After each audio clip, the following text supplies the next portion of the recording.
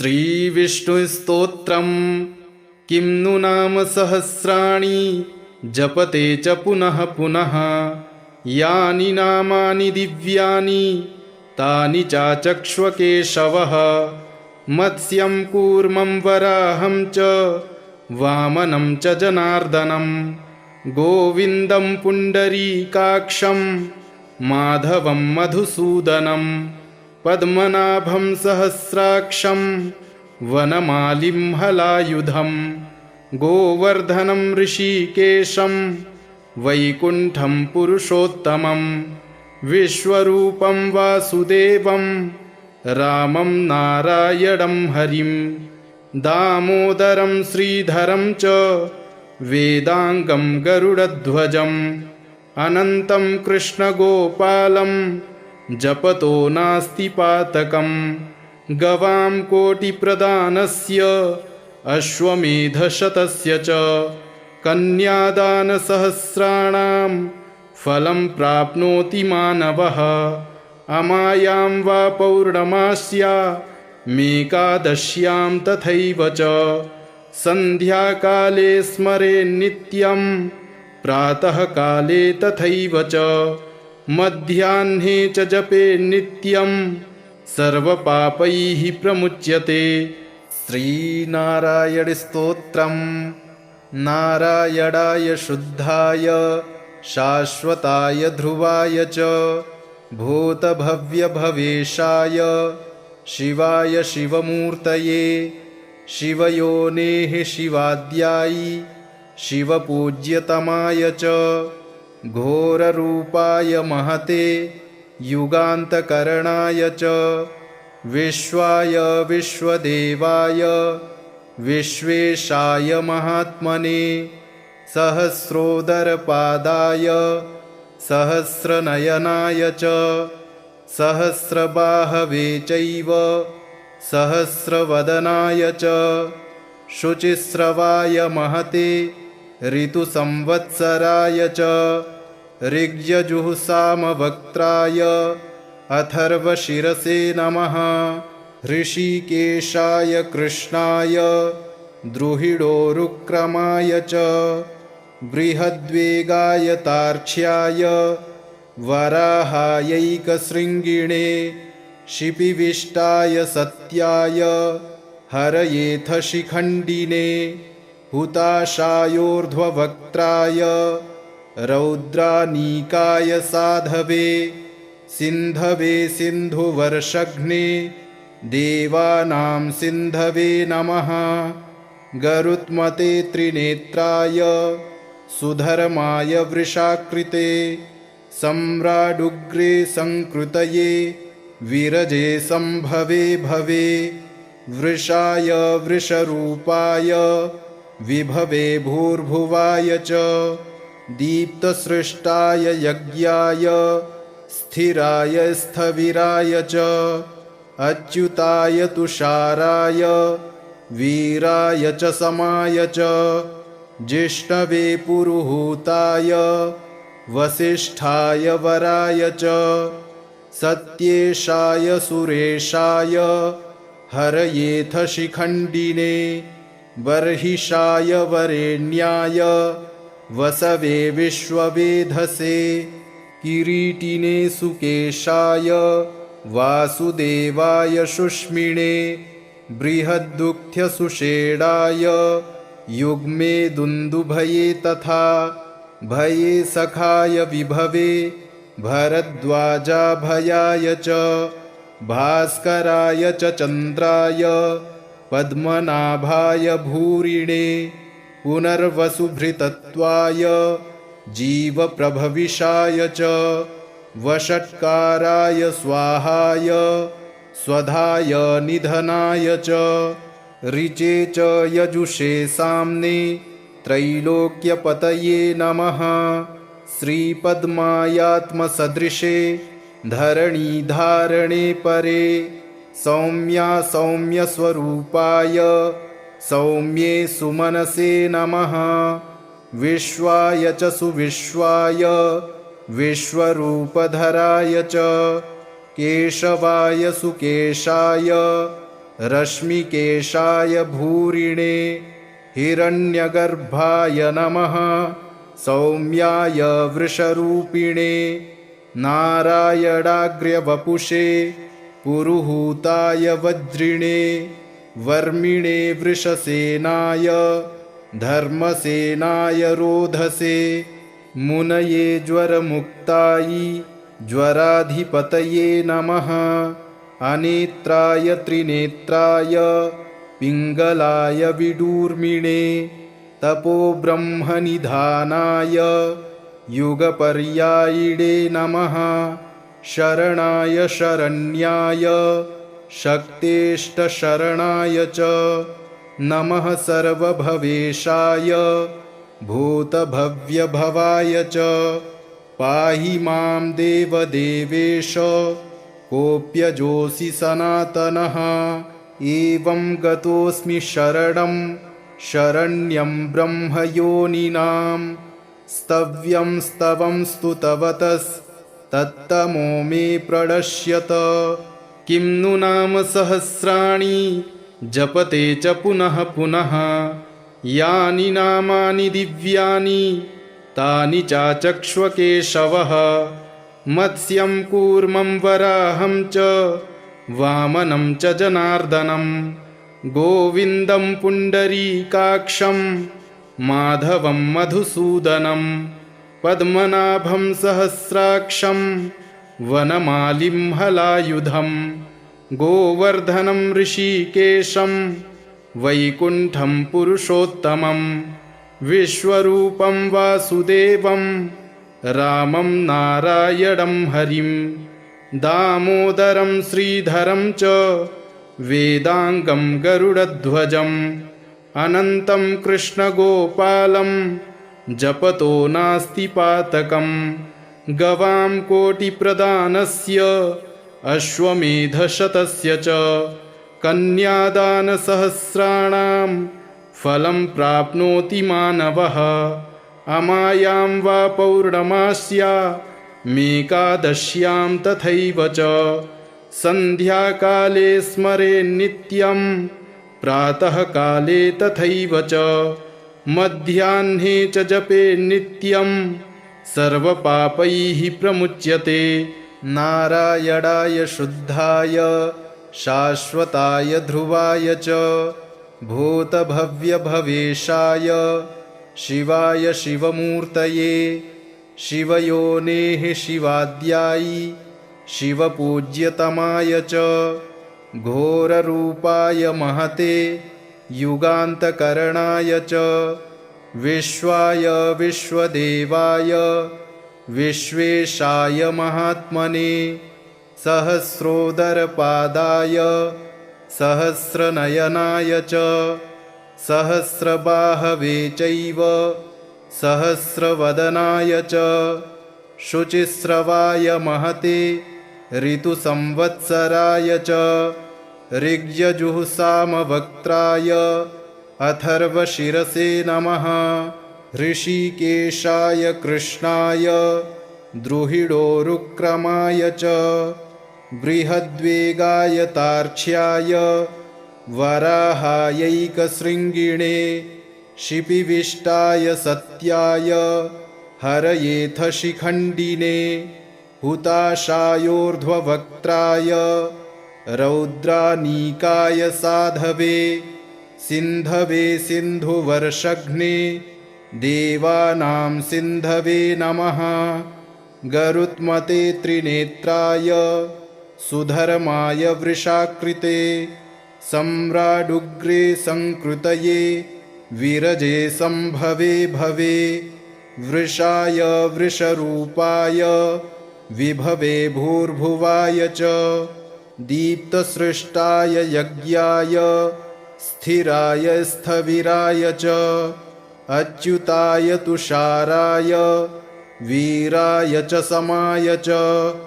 जिष्णवे पुरुहूताय वसिष्ठाय वराय च सत्येशाय सुरेशाय हरयेथ शिखण्डिने बर्हिषाय वरेण्याय वसवे विश्ववेधसे किरीटिने सुकेशाय वासुदेवाय शुष्मिणे बृहद्दुग्ध्यसुषेणाय युग्मे दुन्दुभये तथा भये सखाय विभवे भरद्वाजाभयाय च भास्कराय च चन्द्राय पद्मनाभाय भूरिणे पुनर्वसुभृतत्वाय जीवप्रभविषाय च वषट्काराय स्वाहाय स्वधाय निधनाय च ऋचे च यजुषे साम्ने त्रैलोक्यपतये नमः श्रीपद्मायात्मसदृशे धरणीधारणे परे सौम्या सौम्यस्वरूपाय सौम्ये सुमनसे नमः विश्वाय च सुविश्वाय विश्वरूपधराय च केशवाय सुकेशाय रश्मिकेशाय भूरिणे हिरण्यगर्भाय नमः सौम्याय वृषरूपिणे नारायणाग्र्यवपुषे पुरुहूताय वज्रिणे वर्मिणे वृषसेनाय धर्मसेनाय रोधसे मुनये ज्वरमुक्तायै ज्वराधिपतये नमः अनेत्राय त्रिनेत्राय पिङ्गलाय विडूर्मिणे तपोब्रह्मनिधानाय युगपर्यायिणे नमः शरणाय शरण्याय शक्तेष्टशरणाय च नमः सर्वभवेशाय भूतभव्यभवाय च पाहि मां देवदेवेश कोऽप्यजोऽसि सनातनः एवं गतोऽस्मि शरणं शरण्यं ब्रह्मयोनिनां स्तव्यं स्तवं स्तुतवतस्तत्तमो मे प्रणश्यत किं नु नाम सहस्राणि जपते च पुनः पुनः यानि नामानि दिव्यानि तानि चाचक्ष्वकेशवः मत्स्यं कूर्मं वराहं च वामनं च जनार्दनं गोविन्दं पुण्डरीकाक्षं माधवं मधुसूदनं पद्मनाभं सहस्राक्षं वनमालिं हलायुधं गोवर्धनं ऋषिकेशं वैकुण्ठं पुरुषोत्तमं विश्वरूपं वासुदेवं रामं नारायणं हरिं दामोदरं श्रीधरं च वेदाङ्गं गरुडध्वजम् अनन्तं कृष्णगोपालं जपतो नास्ति पातकं गवां कोटिप्रदानस्य अश्वमेधशतस्य च कन्यादानसहस्राणां फलं प्राप्नोति मानवः अमायां वा पौर्णमास्या मेकादश्यां तथैव च सन्ध्याकाले स्मरेन्नित्यं प्रातःकाले तथैव च मध्याह्ने च जपेन्नित्यं सर्वपापैः प्रमुच्यते नारायणाय शुद्धाय शाश्वताय ध्रुवाय च भूतभव्यभवेशाय शिवाय शिवमूर्तये शिवयोनेः शिवाद्यायि शिवपूज्यतमाय च घोररूपाय महते युगान्तकरणाय च विश्वाय विश्वदेवाय विश्वेशाय महात्मने सहस्रोदरपादाय सहस्रनयनाय च सहस्रबाहवे चैव सहस्रवदनाय च शुचिस्रवाय महते ऋतुसंवत्सराय च ऋग्यजुःसामवक्त्राय अथर्वशिरसे नमः ऋषिकेशाय कृष्णाय द्रुहिडोरुक्रमाय च बृहद्वेगाय तार्क्ष्याय वराहायैकशृङ्गिणे शिपिविष्टाय सत्याय हरयेथ शिखण्डिने हुताशायोर्ध्ववक्त्राय रौद्रानीकाय साधवे सिन्धवे सिन्धुवर्षघ्ने देवानां सिन्धवे नमः गरुत्मते त्रिनेत्राय सुधर्माय वृषाकृते सम्राडुग्रे संकृतये विरजे संभवे भवे वृषाय वृषरूपाय विभवे भूर्भुवाय च दीप्तसृष्टाय यज्ञाय स्थिराय स्थविराय च अच्युताय तुषाराय वीराय च समाय च जिष्णवे पुरुहूताय वसिष्ठाय वराय च सत्येशाय सुरेशाय हरयेथ शिखण्डिने बर्हिषाय वरेण्याय वसवे विश्ववेधसे किरीटिने सुकेशाय वासुदेवाय शुष्मिणे बृहद्दुःख्यसुषेणाय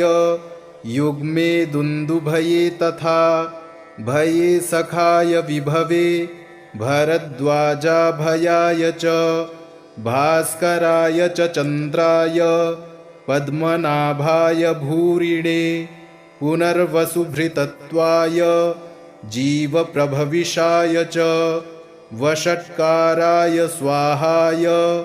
स्वधाय निधनाय च ऋचे च यजुषे साम्ने त्रैलोक्यपतये नमः श्रीपद्मायात्मसदृशे धरणीधारणे परे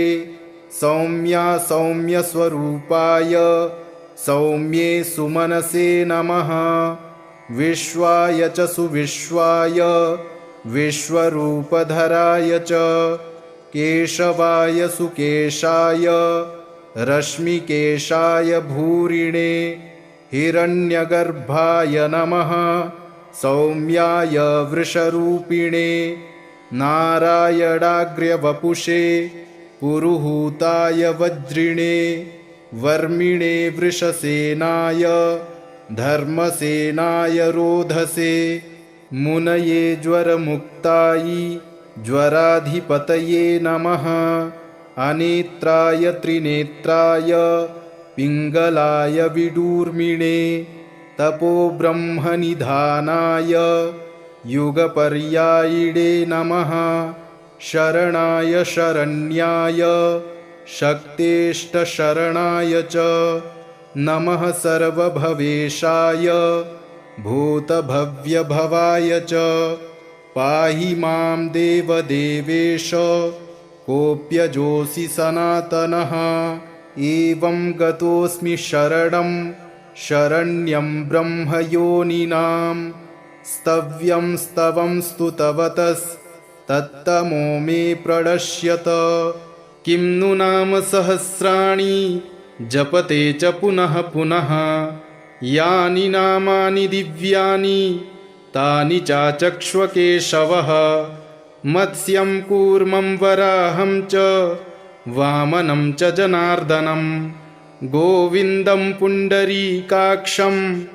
माधवं मधुसूदनं पद्मनाभं सहस्राक्षं वनमालिं हलायुधं गोवर्धनं ऋषिकेशं वैकुण्ठं पुरुषोत्तमं विश्वरूपं वासुदेवं रामं नारायणं हरिं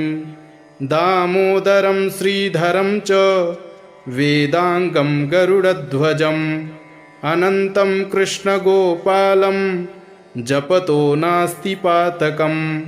गवां कोटिप्रदानस्य अश्वमेधशतस्य च कन्यादानसहस्राणां फलं प्राप्नोति मानवः अमायां वा पौर्णमास्या मेकादश्यां तथैव च सन्ध्याकाले स्मरेन्नित्यं प्रातःकाले तथैव च मध्याह्ने च जपेन्नित्यं सर्वपापैः प्रमुच्यते नारायणाय शुद्धाय शाश्वताय ध्रुवाय च भूतभव्यभवेशाय शिवाय शिवमूर्तये शिवयोनेः शिवाद्यायि शिवपूज्यतमाय च घोररूपाय महते युगान्तकरणाय च विश्वाय विश्वदेवाय विश्वेशाय महात्मने सहस्रोदरपादाय सहस्रनयनाय च सहस्रबाहवे चैव सहस्रवदनाय च शुचिस्रवाय महते ऋतुसंवत्सराय च ऋग्यजुःसामवक्त्राय अथर्वशिरसे नमः ऋषिकेशाय कृष्णाय द्रुहिडोरुक्रमाय च बृहद्वेगाय तार्क्ष्याय वराहायैकशृङ्गिणे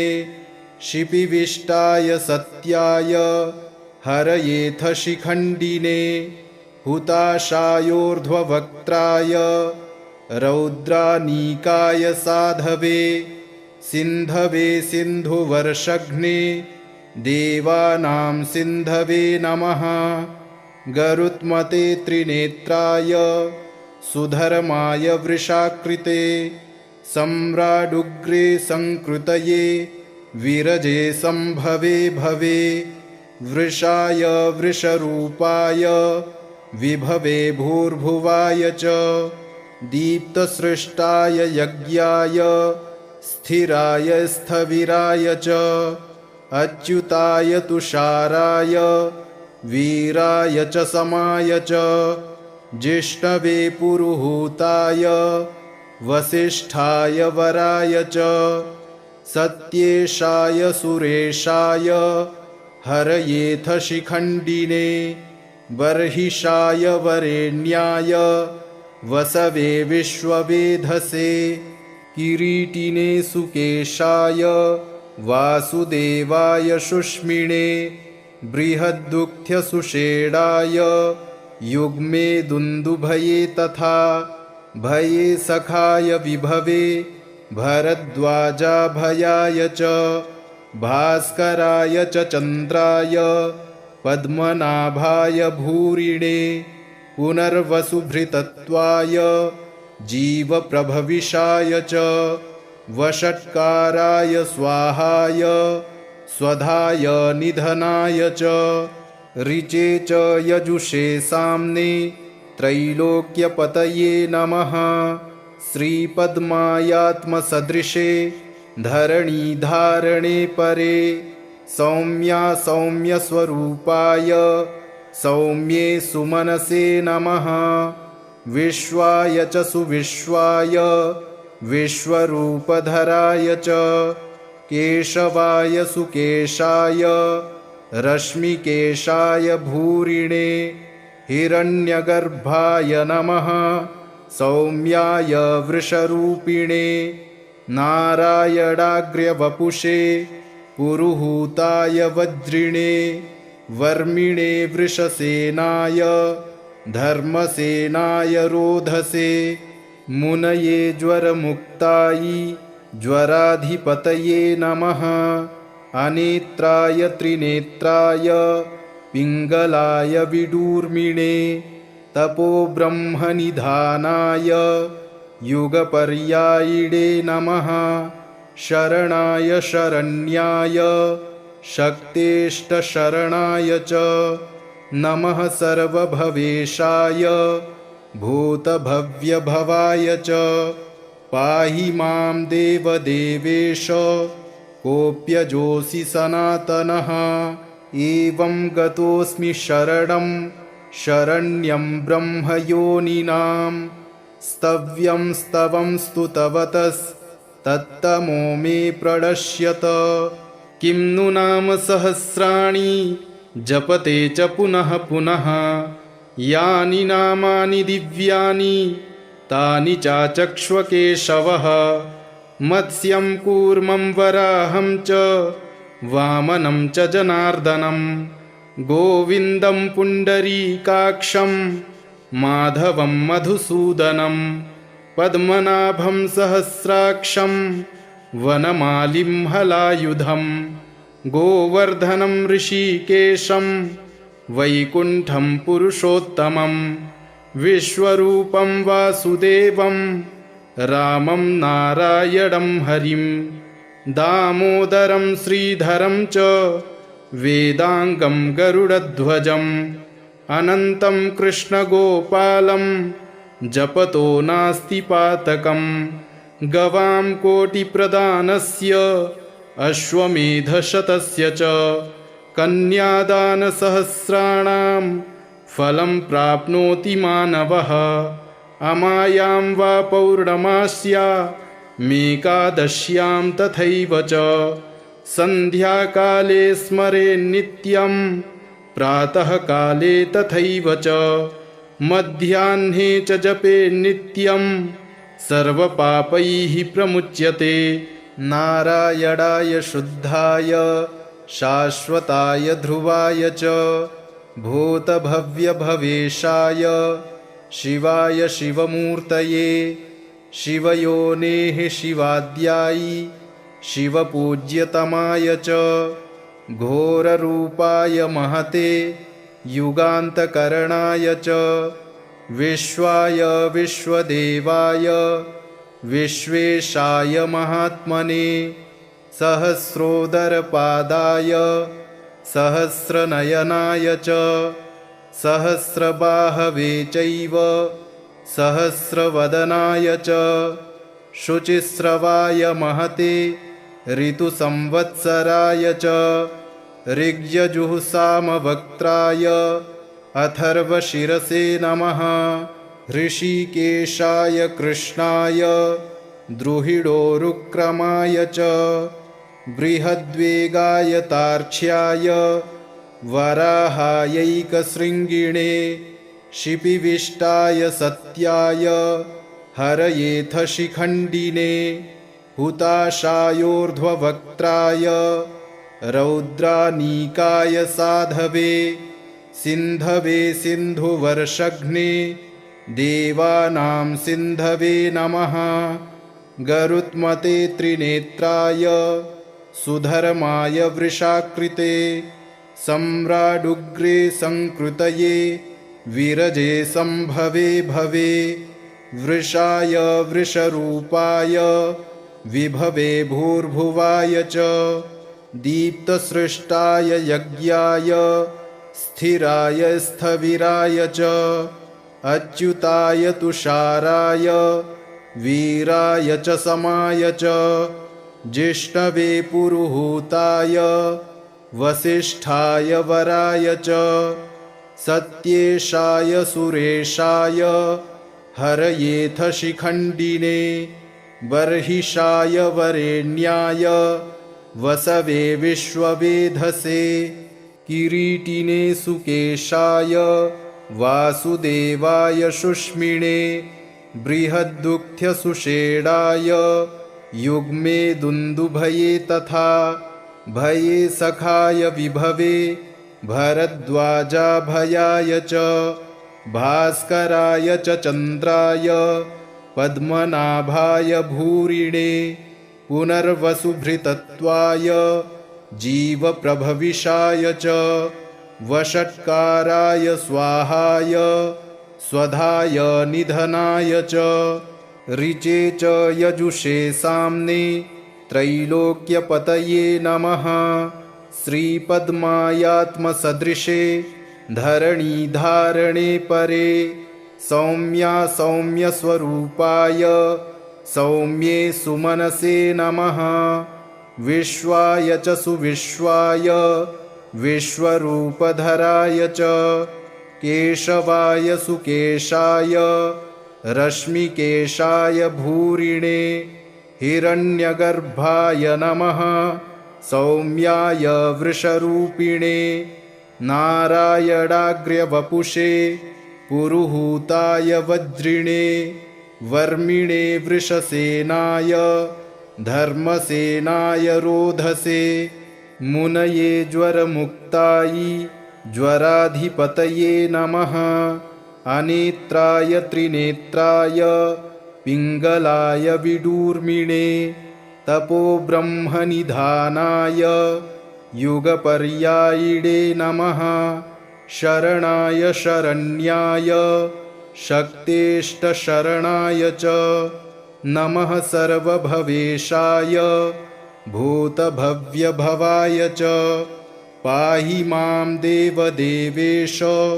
कोऽप्यजोऽसि सनातनः। एवं गतोऽस्मि शरणं शरण्यं ब्रह्मयोनिनां स्तव्यं स्तवं स्तुतवतस्तत्तमो मे प्रणश्यत। इति श्रीमन्महाभारते अनुशासनपर्वणि नारायणस्तोत्रं सम्पूर्णम्।